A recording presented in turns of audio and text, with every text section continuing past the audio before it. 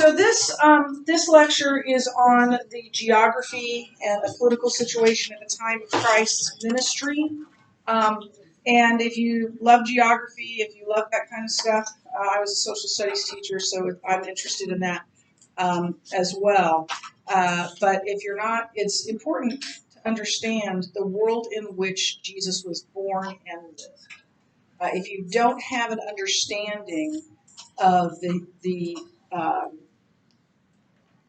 the geography, the political situation, you don't fully understand um, the story of Jesus. So this is we're going away from the story for a little bit to talk about Israel and where Jesus lives. So Israel is a very small country. You see here that it is, it's dwarfed by Kansas and Nebraska, and it's roughly the size of Massachusetts up here. So it's a very small country, and that's interesting because it's God's holy land. It's a very important country throughout history. It has been an important country, not because it's big, but because it belongs to God. So it's only about 390 miles long and ranging anywhere from 30 miles to 80 miles wide. So 30 miles, you wouldn't get far out of Omaha before you hit 30 miles, right? And then 80 miles would be beyond Lincoln, but before York, I'm sure, maybe about York. So that's the whole country. But the Bible tells us that that it's very important to God. So here's what it says. Here's where it really is. Okay, so if you can't see it, it's right here. So here's Saudi Arabia. Here's Egypt. That's Turkey. You've got Iran, Iraq, and other Middle Eastern. Jordan is right near there. It's in the what we would call the Middle East, on the Mediterranean Sea. So this is what God has to say about His holy land, about Israel. For you are a people holy to God, holy to the Lord your God. The Lord your God has chosen you to be a people for His treasured possession out of all of the peoples who are on the face of the earth. It was not because you were more in number than any other people that the Lord set His love on you and chose you, for you were the fewest of all peoples. But it is because the Lord loves you. So this is Deuteronomy. So this is very early on in the Old Testament that that Moses likely is writing about why God chose Israel. It wasn't because they were the best, because they messed up all the time. It wasn't because they were the largest, because they were small. It wasn't because they were the smartest. It was because He chose them. They are special because God chose them. But what I also want to show you is that is true of you as well. If you are in Christ, if you are a believer in Christ, then this is true of you. See how similar Peter's words are in 1 Peter 2:9. But you are a chosen race, a royal priesthood, a holy nation, a people for His own possession, that you may proclaim the excellencies of Him who called you out of darkness into His marvelous light. Now, because I'm a Bible teacher and because I love exegeting, I love digging into verses, I'm going to talk about this a little bit because this is a really important verse that tells us who we are and why we are that. So this is who we are. If you're a follower of Christ, you are chosen by God. You are part of a royal priesthood. You are a not just a daughter or a son. You are a king and a queen in his um, in his sight. And then I love, so there's two words that I love, or two phrases that I love in the Bible, and you'll know this about me as we go through the next 3 years. But, the word but, love it. Not with two T's, one T. And the other term is that or so that. When you see the word but in the Bible, I always underline it because that means that everything's about to change. When you see that or so that in the Bible, it's going to tell you why God did what he did and how you're supposed to respond. So it says, he made you a people for his own possession. You belong to him. Whether you believe you belong to him or not, you belong to him. You are his. And he did that so that you may proclaim the excellencies of him who called you out of darkness into his marvelous light. I don't know what God's going to call you to. I don't know if he's going to call you to be a teacher or a doctor or a lawyer or a stay-at-home mom, whatever it is. Whatever it is, he has chosen you so that you might make his name known. More important than anything else, that's why he made you. So that you would know him and make him known. And that's why he made me. And long before I became a Bible teacher at Cornerstone, I was doing it. I've taught my entire adult life. It's looked different in different times. For some of you, it looked like an elementary PE teacher, a social studies teacher. I've taught preschoolers in Vacation Bible School. I've taught adults Bible studies and everything in between. And he created me and he made me his own so that I could tell students I've had over the last more than 30 years. So that's true for you too. That is the calling of every believer, to make him known. You might not do it professionally. You might be a stay-at-home mom that tells your children or teaches a Sunday school class. Or you might be a pilot who teaches on the side or who tells people about Jesus in his workplace. But that is why God made you. He made you his own so that you will proclaim the excellencies of him who called you out of darkness and into his marvelous light. What a beautiful, beautiful heritage we have. So so I want you to see this. Okay, these are the major over ancient times, the major sort of not countries, but powerful people throughout this area. So Egypt, Babylon, Assyria, and then Asia Minor, which is now Turkey. And they were powerful, they were larger, they were powerful, they had more stuff, they were more wealthy than Israel. And God put Israel right in the middle of all these powerful dynasties. He must have had a reason for that. And he did. Thus says the Lord God, this is Jerusalem. I have set her in the center of the nations, with countries all around her. And that was true in ancient times. That is true today. And most of those nations, then and now, are enemies of Israel.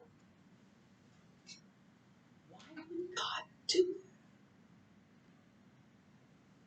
Say, you're my chosen possession. I love you. And I've set you in the middle of your enemies.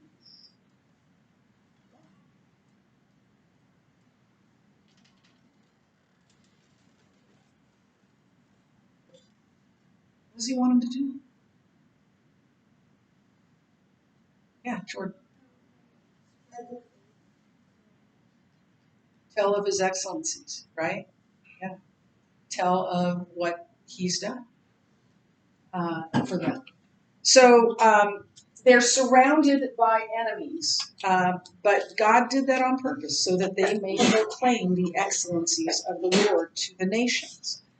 I don't think I've ever told this story in this lecture, but it just popped into my mind. My first time I went to Zambia, and you'll get the whole story at some point. I really didn't want to go to Africa. And I was basically telling God, I'll go anywhere you want. It's just I don't want to go to Africa. And God changed me from a woman who was afraid to go to Africa to one who was begging him.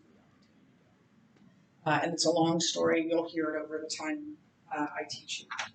But we overnighted on the way there on my first trip to Zambia in London, which is my very favorite city in the whole world. And so my friend and I that were rooming together, the guys all slept because obviously there was a time change. But we went out on the town in London. And one of my favorite places is Westminster Abbey. And I remember waking up in the middle of the night oh no, it wasn't at Westminster Abbey. No, that's different.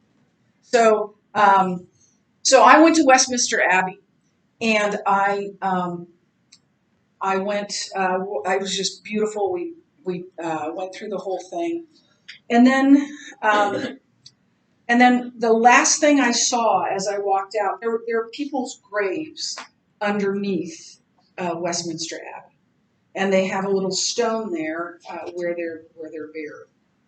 And in this case, and I'm blipping on his name right now, but he was a very famous missionary to Africa for many years, for decades, and he died there, and they brought him back and buried him in Westminster Abbey. And this is what it said. It said, "May God's richest blessings come down to anyone, be they American or British or Turk, Arab, that will help heal the sore of this great land," meaning Africa.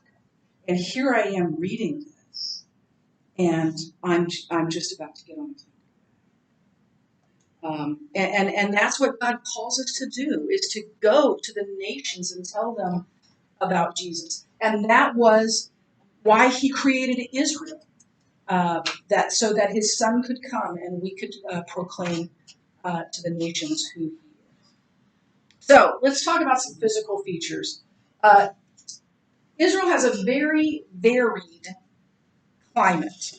It is different even within just a few miles.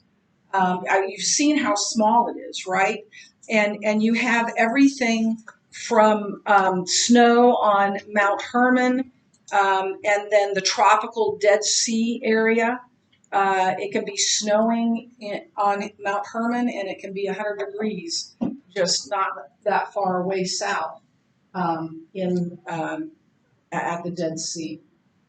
So that's the Dead Sea. You see all that salt, and it's salt and other things, other, what do you call this? What? Minerals, yeah, in there. And so you can't drown because you float, bob like a cork. But it tastes awful. You can't drink it because you'll die, and it smells awful. But this area is hot all the time, and then just a few, not too many miles away north, you can go skiing on the slopes of Mount Hermon. So this varied climate.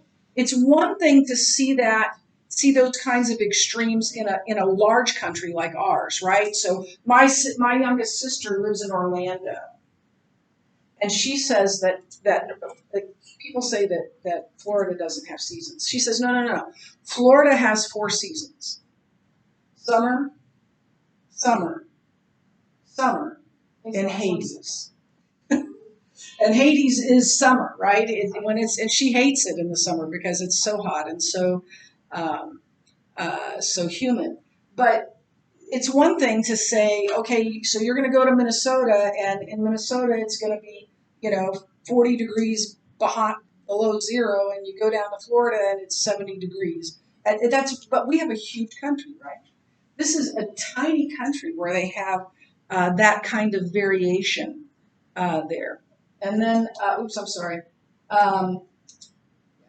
There's also varied geography. You've got the coastal plain that is flat and is fertile, and you've got rolling hills, and you've got mountainous, areas, and you've got the Dead Sea that is the lowest place on Earth, almost 1,300 feet below sea level, and you've got Mount Hermon that's almost 10,000 feet. By the way, does anybody know the lowest point in the United States? It's in Nevada. Death Valley. Death Valley in California. Yeah. So that's the lowest spot in the United States. How low did I tell you that the Dead Sea is?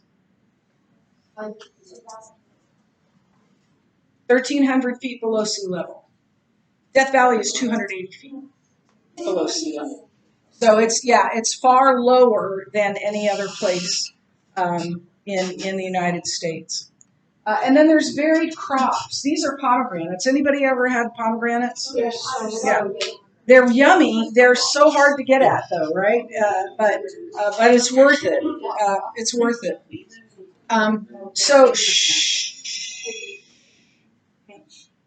Okay, I'm talking.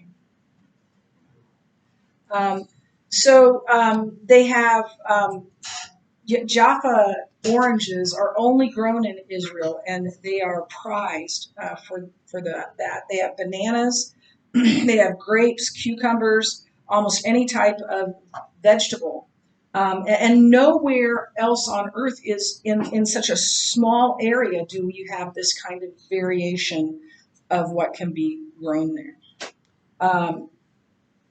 Here's what it says in Deuteronomy 8. For the Lord your God is bringing you into a good land, a land of brooks of water, of fountains and springs flowing out of in the valleys and the hills, and a land of wheat and barley, of vines and fig trees and pomegranates, a land of olive trees and honey, a land in which you will eat bread without scarcity, in which you will lack nothing, a land whose stones are iron, and out of whose hills you can dig copper. And you shall eat and be full, and you shall bless the Lord your God for the good land that he has given you. So, and then it also says this in Deuteronomy 11. But the land that you are going over to possess is a land of hills and valleys, which drinks water by the rain from heaven, a land that the Lord your God cares for. The eyes of the Lord your God are always upon it, from the beginning of the year to the end of the year. So it is a very interesting, a very unusual place, Israel. So now let's move forward to the political divisions of the day. The first thing I want to show you, and it's a little hard to see here because of the coloring there, but remember I told you that Judea was in the south, and then you can see Judea there, right, where Jerusalem is, and then you see Samaria in the red, and then you see in the north, you see the Sea of Galilee. Where the Sea of Galilee is, that's, I'm sorry. So that's Judea and Galilee, Samaria, and then Galilee at the top. So those are the major areas of Israel, Judea, Samaria, and Galilee, that exist that during Jesus' day. But who ruled that area at that time? Rome. Rome did. Rome ruled it. The Herods were Jewish leaders, but they were appointed by Rome. So Rome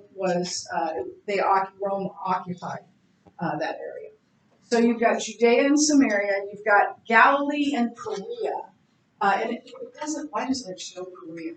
Perea's over here. And Iturea, you see that yellow part is in Trachonitis, it's in there. And then Decapolis, you see right here. So So let's talk about those areas. So let's talk about. Oh no, that's all we're going to do. Okay. The Roman provinces were ruled, or the provinces were ruled by Rome at the time of Christ's ministry. And Rome divided the land into three political areas. Excuse me. The first was Judea and Samaria, so that's why you see that all in red. And during Christ's time, now the Jews did not put Judea and Samaria together. Samaria was like, have you ever seen like a yard that has a sinkhole, and they put like not a real fence around it, but those kind of fences when they're telling you to stay out of this part, right? Like the mesh fences, so that nobody falls in. That's Samaria to the Jews in Jesus' day. Like it was not a place that you went to. And most Jews, or a lot of Jews, when they were going either from Galilee to Jerusalem or from somewhere in Judea, they would go around Samaria. They wouldn't even walk into Samaria because it was so noxious to them. For Roman purposes, they put Judea and Samaria together, and it was ruled by 7 different men during Christ's time. But it's an area of broken hills and valleys. It's good for grazing, for herds, for pastoral farming, having animals. And then obviously the city of Jerusalem is the focal point of Judea, of this area. And then the next one is Galilee and Perea. It was led by Herod Antipas. He's the man who killed John. It's heavily wooded, a lot of forest. It's supplied with a lot of water. In fact, it gets 25 inches of rain a year. And then it also gets the runoff from the snow from Mount Hermon. So the soil is very rich. It's very fertile. You can grow a lot of things there. And then, oh, by the way, I need to tell you that this map is going to be on your test. It's also going to be on your quiz. You want to do a good job on the quiz so that you can do a good job on the test. I just got to tell you right now, I'm not a teacher that surprises you. I do reserve the right to give a pop quiz at any time. But other than that, I don't like not tell you what you need to know. I let you know what you need to know. And then it's up to you. If you don't study, that's not my fault. So you'll know exactly what's going to be. Yes. Well,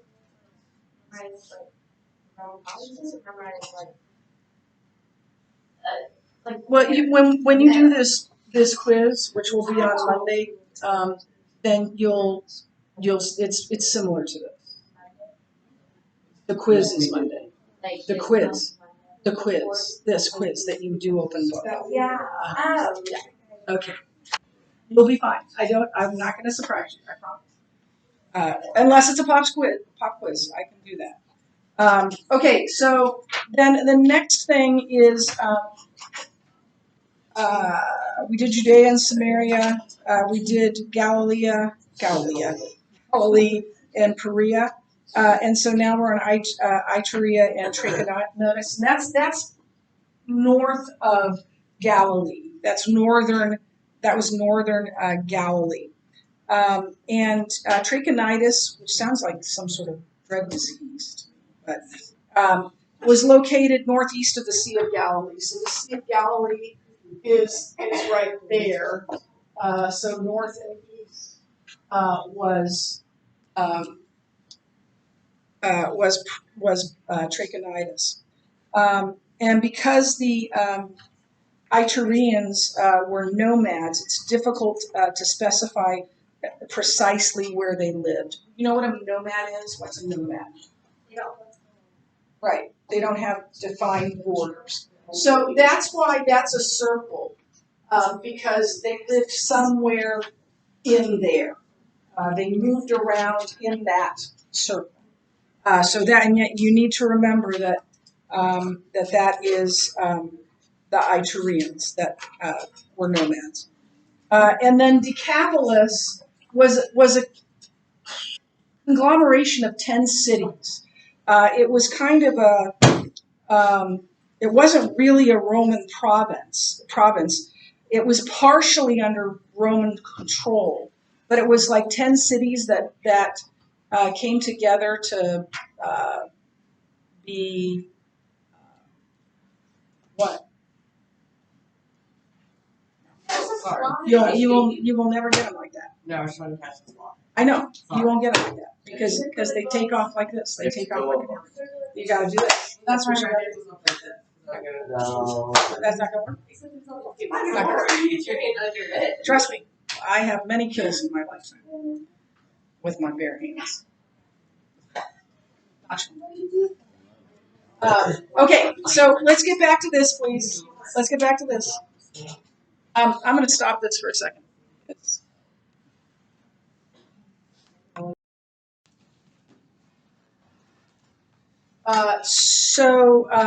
Decapolis wasn't an official Roman province, but it was partially controlled by Rome. It was 10 cities, so Deca, right? 10, polis, city, 10 cities that were autonomous and independent, but they also banded together for some things.